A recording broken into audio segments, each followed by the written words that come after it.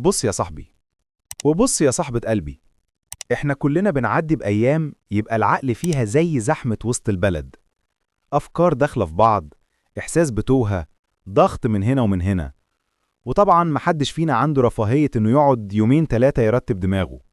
احنا عايزين حاجة دلوقتي، في 10 دقايق بس، تخلي النفس تهدى شوية والعقل يركز والقلب يلتقط نفسه.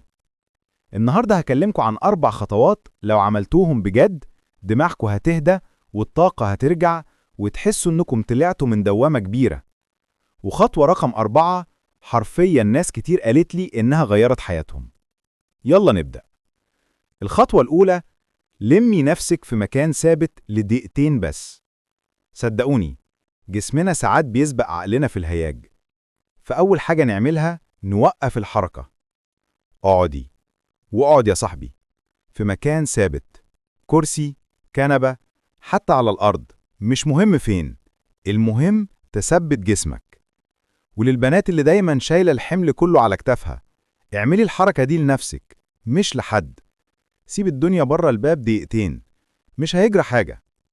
وللشباب اللي دماغه دايما شايلة اللي بيحصل، اهدى يا صاحبي، جسمك محتاج يستقر قبل ما عقلك يسمعك. دقيقتين بس وبعدها ندخل على اللي بعده. الخطوة التانية: اسأل نفسك السؤال اللي بيعالج نص المشاكل. أنا دلوقتي زعلان، متوتر من إيه بالظبط؟ مش من 10 حاجات، لأ، من إيه بالظبط؟ جربوا تعملوا الحركة دي وهتفهموا قد إيه إحنا بنضخم الدنيا. أوقات تلاقي نفسك متوتر من رسالة ما ردتش عليها، أو كلمة حد قالها، أو بنات كتير تكتشف إن سبب توترها إنها مش عارفة تريح نفسها، مش مشكلة كبيرة. أو ولد يكتشف إنه زعلان علشان حد ما قدرش تعبه، مش أكتر. لما تحدد السبب بتقل 50% من النار اللي جواك، لأن المجهول دايما أخطر من الحقيقة. الخطوة التالتة: ريح قلبك قبل عقلك. اسمعني في النقطة دي كويس. العقل مش هيسمع الكلام وهو متوتر، لكن القلب أول ما يهدى كل حاجة تهدى بعده. اعملوا كده، خد نفس عميق وبعدين طلعه بالراحة.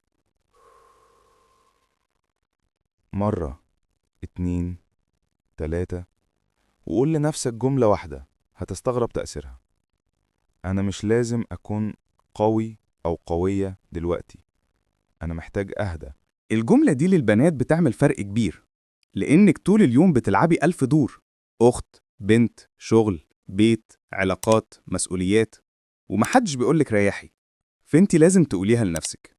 وللشباب، الجملة دي بترجعك بني آدم، مش آلة طول الوقت لازم تطلع أحسن نسخة. القلب لو هدي، العقل يشتغل. الخطوة الرابعة، واللي فرقت مع ناس كتير: أسيب اللي مش بإيدي وأعمل اللي بإيدي. الخطوة دي يا سلام، لو بس استوعبتوها هتخف ضغوط كتير. في حاجات مش بإيدك أصلا: رد فعل الناس، تفكير حد فيك، اللي راح خلاص، اللي هيتغير بكرة، وقلق المستقبل اللي ملوش حدود. وفي حاجات بإيدك: إنك تهدي، إنك تنظم وقتك، إنك تكمل اللي وراكي، إنك تعتذري، إنك تاخدي خطوة بسيطة، إنك تصلح اللي تقدري عليه. قسمي دماغك لنصين: حاجات أسيبها وحاجات تتصرف فيها. وللبنات بالذات الموضوع ده بينقذهم، لأن أغلب التوتر عندكم جاية من محاولة السيطرة على كل التفاصيل. وللولاد، لأنكم بتحسوا إنكم لازم تحلوا كل المشاكل لوحدكم. سيبوا اللي مش بإيدكم وركزوا على اللي تقدروا تتحكموا فيه، هتهدوا جدا. في النهاية 10 دقايق بس. والله، كل اللي فوق ده ممكن تعمله في 10 دقايق. دقيقتين تثبت جسمك، دقيقتين تفهم سبب توترك، دقيقتين تهدي قلبك، 4 دقايق تفرز اللي بإيدك واللي مش بإيدك. هتلاقوا دماغكوا اختلفت، طاقة التوتر قلت، وبقيت واقفين على رجل ثابتة. وأقول لكم الصراحة، العقل اللي بيهدى بيفكر أحسن، وياما قرارات غلط اتخذت وإحنا مش هاديين. اهدوا ورتبوا وفكروا وخدوا نفس، وخلوا الخطوات ال4 دول روتين، هيسهل عليكم أيام كتير. وأنا دايما معاكم خطوة خطوة. لحد ما تبقوا النسخة اللي انتوا مستحقينها. يا رب أكون ضيف خفيف على قلوبكم وتستفادوا ونكون عيلة مع بعض ونساعد بعض حتى في أبسط الأمور. سلام عليكم في فيديو جديد قادم إن شاء الله.